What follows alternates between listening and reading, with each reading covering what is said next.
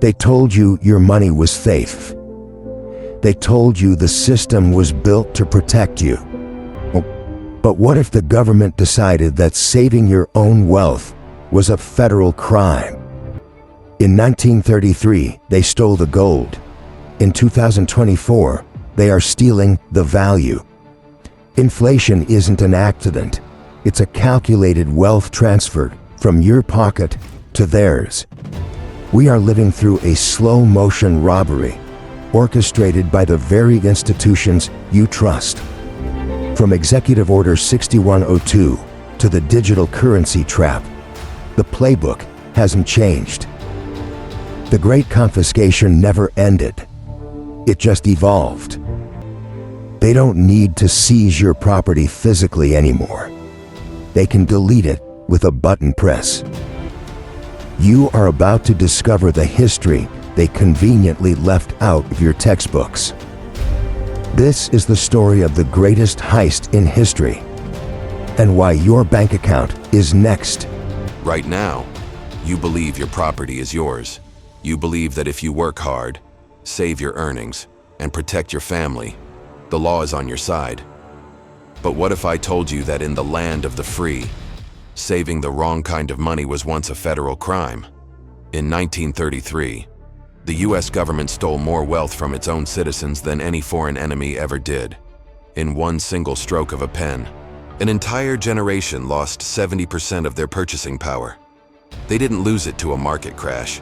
They didn't lose it to a thief in the night. They lost it to an executive order, signed by the president. Imagine waking up tomorrow to find that owning the safest asset in human history, gold, made you a criminal. A $10,000 fine, 10 years in federal prison, just for trying to preserve your wealth. This wasn't a conspiracy theory.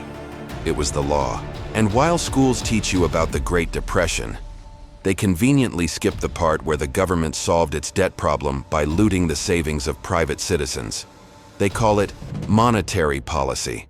I call it the Great Confiscation. Most people think this is ancient history. They think it could never happen again in a modern democracy. But here is the terrifying truth. The legal framework that allowed them to seize physical assets then, it is still exactly the same. And right now, with debt spiraling out of control and the dollar losing value every single day, the stage is being set for the sequel. You are about to discover how the heist was pulled off and why your bank account might be next. Before we expose the exact mechanism they use to criminalize your savings, I need to be honest with you. Every time we publish a video that challenges the Federal Reserve or exposes historical theft like this, it gets limited, not deleted, just buried. The algorithm is designed to keep you entertained, not informed about how your wealth is being siphoned away. It doesn't want you asking why your money buys less every year. That is where you come in. Channels that dig this deep do not survive on ad revenue alone. They survive because people like you decide they matter. So if this story resonates with you, if you believe history shouldn't be hidden just because it makes the government look bad, hit that like button and subscribe right now. It is the only way to signal that you are paying attention. And I want to hear from you directly. Be honest with yourself. Do you trust the government to protect your purchasing power over the next 10 years? Yes or no? Drop your answer in the comments below. I have a feeling I know what the answer is going to be, but let's get it on the record. Now, I want to go even deeper into this, because to truly understand the magnitude of the heist, you have to understand that the system we are living under didn't just appear overnight. It was built on a lie. A specific lie told to the American people during their most vulnerable moment. We need to travel back to what I call moment zero of the modern financial era. The year is 1933. The Great Depression is tearing the country apart. Unemployment is at 25%. Banks are collapsing by the thousands, and panic is not just a feeling, it is the air people breathe. But the government had a problem that most history books gloss over. A massive, structural problem. They wanted to spend their way out of the crisis. They wanted to print money to bail out the system and inflate the debt away. But they couldn't. Why? Because of the gold standard. Back then, the dollar wasn't just a piece of green paper backed by faith. It was a claim check. Every $20.67 in paper could be legally exchanged for 1 ounce of physical gold. Gold was the leash that kept the politicians honest. It was the physical limit on how much debt they could create and how much value they could steal through inflation. As long as the American people held gold in their pockets, under their mattresses, and in their private safes, the government was trapped. They couldn't devalue the currency to pay their debts without the citizens noticing immediately. So, they decided to cut the leash. But they couldn't just ask for the gold. People aren't stupid. They wouldn't hand over real wealth for paper promises unless they were forced. So the government declared a war on its own citizens. On April 5th, 1933, Franklin D. Roosevelt didn't just sign a piece of paper. He signed a warrant against private property. Executive Order 6102. I want you to pay attention to the language they used, because it is a masterclass in psychological manipulation. The order explicitly forbade the hoarding of gold coin, gold bullion, and gold certificates. Think about that word, hoarding.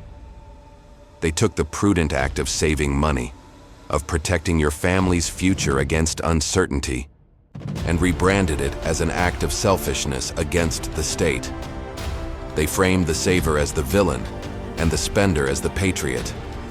The order gave citizens less than a month until May 1st to turn in their gold to the Federal Reserve. And the threat? This wasn't a slap on the wrist. If you were caught with gold after the deadline, you faced a $10,000 fine. In 1933, $10,000 was a fortune. Adjusted for inflation, that is nearly $250,000 today. Plus, 10 years in federal prison. Imagine explaining to your children that you are going to prison, not because you stole, not because you hurt someone, but because you tried to save your wealth in the only form of money that has lasted for 5,000 years. The fear worked. Millions of Americans lined up at banks, handing over their life savings, their Liberty Head coins, their bullion. And in exchange, they were given paper money, Federal Reserve notes. The government paid them the official rate, $20.67 per ounce. It seemed like a fair trade at the time, or at least, that is what they told the terrified public. We are all in this together, they said. We need to stabilize the reserves. But here is the part where the knife twists. Here is the actual crime. Once the deadline passed, once the gold was safely locked away in government vaults and the people held nothing but paper, the government made their move. In January of 1934, with the passing of the Gold Reserve Act, they arbitrarily raised the price of gold to $35 an ounce. Do the math with me. They forced you to sell your gold to them at roughly $20. And then, with a stroke of a pen, they declared that same gold was now worth $35. In a split second, the government realized a massive profit on the gold they had just stolen. And the American people lost nearly 70% of their purchasing power relative to gold. It was a default, a sovereign default disguised as a price adjustment. If a private corporation did this, the CEO would be in jail for fraud. They would be charged with embezzlement. But when the government does it, it's called monetary policy. They wiped out the savings of an entire generation to fund their debts, and they made the victims thank them for the privilege. And to make sure you couldn't fight back, they even nullified gold clauses in private contracts.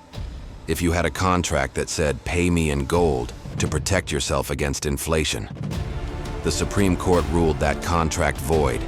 They stripped you of every defense. This was the moment the dollar ceased to be money and became a tool of political control. This was the moment we moved from a system of value to a system of debt. And most people today have no idea that the money in their pocket is a receipt for a crime that happened 90 years ago. Drop a comment below and just write, "History repeats." The government learned a masterclass in theft that year.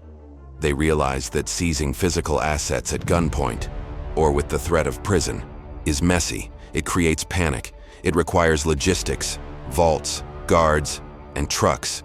So they evolved. They realized they didn't need to take your money physically to confiscate your wealth. They just needed to control the value of the paper in your wallet. What we are living through right now is Executive Order 6102 in slow motion. Think about the mathematics of that for a second. In 1933, they took 70% of your purchasing power overnight. Today, they aim to take 2, 5, or 10% of it every single year through inflation. They call it a target. They call it price stability. But in reality, it is a compound interest tax on your existence. If you hold $10,000 in a savings account for 20 years, and inflation runs at just 3%, you haven't saved anything. You have lost nearly half of your real wealth. It is the exact same theft as 1933, just spread out over time so you don't riot in the streets. But the trap goes much deeper than just inflation. There is a legal reality about your bank account that almost nobody talks about. When you deposit your paycheck into a bank, do you think that money is yours? Legally, it is not. The moment that cash crosses the counter or hits the server, it ceases to be your personal property. It becomes the property of the bank. You become what is known as an unsecured creditor. You hold a claim on the money, an IOU, but you do not hold the money itself. This distinction is critical because if the system cracks, if another national emergency is declared, you are last in line. We saw this in Cyprus in 2013. People went to sleep thinking their savings were safe and woke up to a bail-in. The government and the banks simply took a percentage of deposits to save the institution. They didn't ask, they just took it. It was 6102 all over again. But this time, they didn't even have to ask you to bring the gold to the window. They just changed the numbers on a screen. And this brings us to the ultimate evolution of the trap, the digital prison. In 1933, you could still hide a gold coin in your garden. You could bury a mason jar full of silver. You had an exit valve. You had physical privacy. But we are moving toward a system where physical cash is being eliminated. They tell you it is for convenience. They tell you it is to fight crime. But if cash disappears, your ability to opt out disappears with it. Imagine a world where every single cent you earn lives on a government ledger, a central bank digital currency. If they decide to impose a negative interest rate to stimulate the economy, they don't need to ask you to spend. They can just program your money to decay if you don't use it. If they decide your savings are hoarding, just like Roosevelt did, they can put an expiration date on your funds. This isn't science fiction. This is the logical conclusion of the path we started on 90 years ago. The mechanism remains the same. You are not the owner of your labor. You are a user of their currency, and users can be deplatformed, debased, and deleted at the push of a button. The cage is no longer made of iron bars. It is made of code. And unless you understand this shift, unless you see that the great confiscation never actually ended, you are walking blind into the next trap. Drop a comment below and write, "The cage is digital," if this is starting to click for you. Now, let's put aside the history books and look at the receipt, because in the world of high finance, there is no such thing as a free lunch. Someone always pays. And in this casino, the house doesn't win. The printer wins. And you, the wage earner, are the one covering the spread.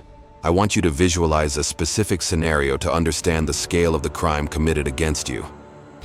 Imagine two men in 1933, John and Robert. Both have $20 to save for their grandchildren.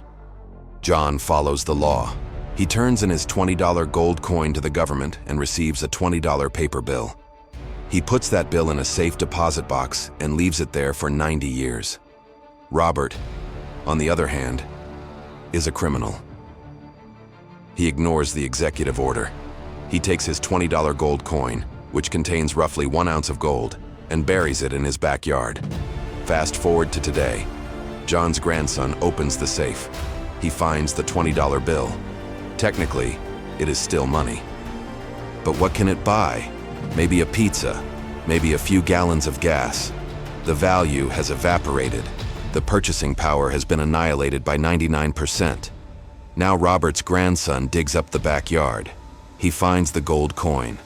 That single ounce of gold is no longer worth $20. In today's market, it is worth roughly $2,600. That is the difference between a pizza and a mortgage payment.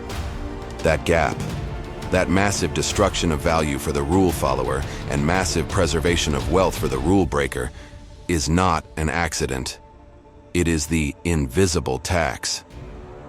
And here is why this is the most insidious form of theft ever invented. If the government sent you a bill for 99% of your savings, you would grab a pitchfork. You would burn down the Capitol. But when they steal it through inflation, year after year, decade after decade, you don't blame them. You blame corporate greed. You blame supply chains. You blame the grocery store clerk. You blame everyone except the people destroying the currency. This system allows politicians to spend money they don't have, to wage wars they can't pay for, and to buy votes with programs they can't afford. And who pays for it? You do. Every time you go to the supermarket and notice that the packaging is smaller but the price is higher, that is the receipt for the gold confiscation. Every time you look at housing prices and wonder how your parents bought a home on a single income while you struggle with two, that is the cost of a fiat standard. They broke the link between money and reality. In 1971, Richard Nixon finished what Roosevelt started by temporarily suspending the convertibility of the dollar into gold for foreign nations. That temporary measure created the world we live in today, a world where money is infinite. But your time is finite. Think about the cruelty of that. You trade your limited hours on this earth for dollars. You work, you sweat, you sacrifice time with your family to earn these pieces of paper. And while you are sleeping, the central bank is printing billions more of them, diluting your life's work. It is a treadmill that moves faster every year. This is why you feel like you are running just to stand still, because you are. You are saving in a currency designed to bleed you dry. This is what economists call the Cantillon effect. It sounds technical, but it is actually very simple. When new money is printed, who gets it first? The banks, the government contractors, the large corporations. They get to spend the money before prices rise. They get the value. And by the time that money trickles down to you, in your wages, prices have already gone up. You get the inflation. They get the assets. You get the bill. It is a wealth transfer mechanism from the poor and the middle class to the financial elite. And it all rests on the foundation laid in 1933. They stole the gold so they could print the paper, and they print the paper so they can steal your future. Drop a comment below and write, "Inflation is theft." Now I want to take you behind the curtain.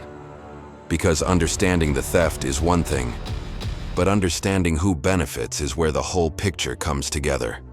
You might be asking yourself, if this system destroys the currency, if it creates inflation, if it hurts the average American, why do they keep doing it? The answer is simple. It doesn't hurt everyone. For a select group of people, inflation isn't a crisis. It is a business model. It is a feature, not a bug. We need to talk about the Cantillon effect again. But this time, we need to look at the people standing next to the money printer. Imagine a pyramid. At the very top, you have the government and the Federal Reserve. They have the power to create money out of thin air. Right below them, you have the big banks and the massive financial institutions. They are the first ones to receive this new money. They get it at near zero interest rates. They use it to buy stocks, to buy bonds, to buy real estate, and to buy back their own shares. They buy assets before the prices go up. They ride the wave of inflation up to the top. Now look at the bottom of the pyramid. That is you, the wage earner, the retiree on a fixed income, the small business owner. By the time the money trickles down to you, It has lost its value. You are paying the higher prices that they created. You are the liquidity that allows them to exit their positions with a profit. This is not a conspiracy theory. This is the mechanical reality of how central banking works, and the people running this machine, they are part of what we call the revolving door. Have you ever noticed how the Secretary of the Treasury is almost always a former executive from Goldman Sachs or a major Wall Street bank? Have you noticed how the heads of the Federal Reserve leave public office and immediately take multi-million-dollar speaking gigs at the very banks they were supposed to regulate? They aren't protecting you. They are protecting the system that enriches them. Let's look at 2008. The banks gambled with your money. They leveraged themselves to the moon. They committed fraud on a massive scale. And when the house of cards collapsed, what happened? Did they go to jail? Did they lose their fortunes? No. The government used your future tax dollars to bail them out. They called it too big to fail. But what that really means is too protected to lose. They privatize the gains and socialize the losses. When they win, they keep the bonus. When they lose, you pay the bill. And the 1933 confiscation was the moment that made this all possible. By removing gold from the hands of the people, they removed the only check and balance that existed. They removed your ability to say no. If you don't like a business, you stop buying their product.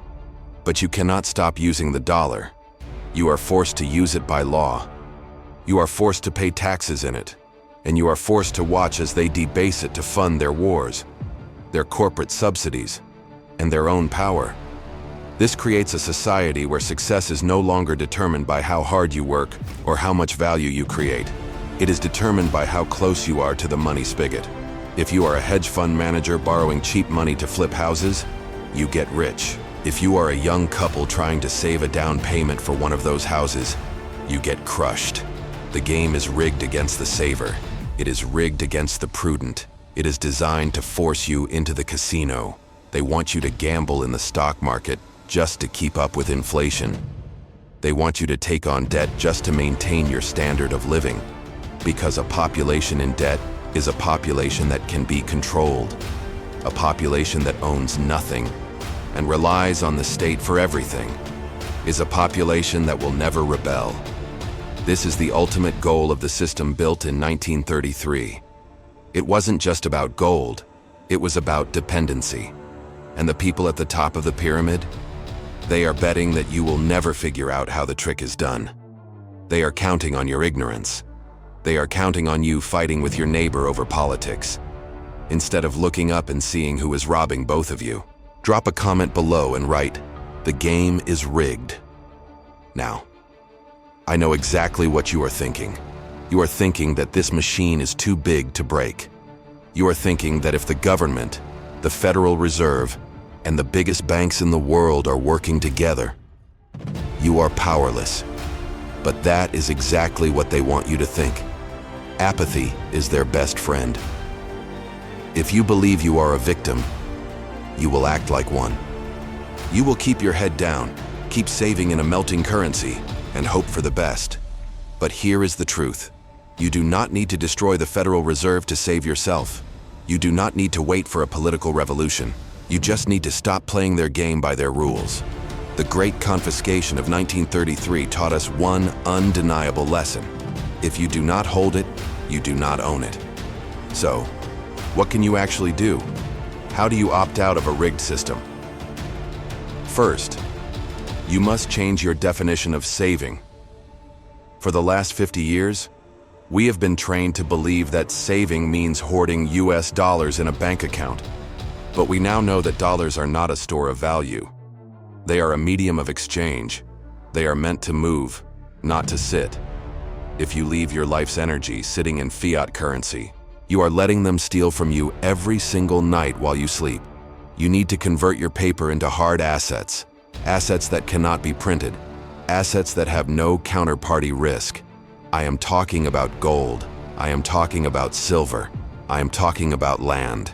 And yes, for those who understand the digital age, I am talking about Bitcoin. Why? Because these things are finite. No politician can sign a bill and double the supply of gold tomorrow. No central banker can print more land. When you own hard assets, you are stepping off the treadmill. You are opting out of the inflation tax. Second, and this is the direct antidote to Executive Order 6102, you must embrace self-custody. Remember the lesson of Robert and John. The man who left his wealth in the system lost it. The man who took responsibility for his own wealth kept it. In the modern world, burying it in the backyard looks different. It means holding physical metals in a safe that you control. Not a paper certificate from a bank that can settle in cash if things go wrong. It means holding your own private keys if you own digital assets. If your wealth depends on a third party's permission to access it, it is not your wealth. It is their liability, and liabilities can be defaulted on.